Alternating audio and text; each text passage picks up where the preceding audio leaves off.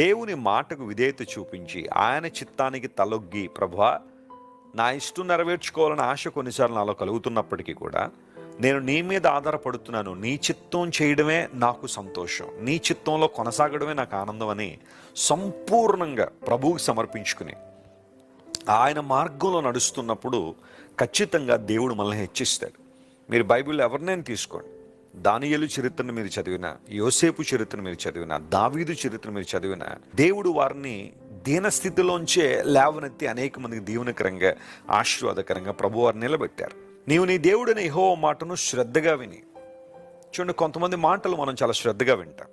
మనకేదైనా ప్రయోజనం ఉంటుంది అంటే, లాభం ఉంటుంది అంటే ఆ మాటలను శ్రద్ధగా వినడానికి ప్రయత్నం చేస్తాం. అయితే దేవుని మాటలు ఎప్పుడూ ప్రయోజనమే కదా. ఆయన మాటలు విని నష్టపోయిన వాళ్ళు ఎవరైనా ఉన్నారా చరిత్రలో?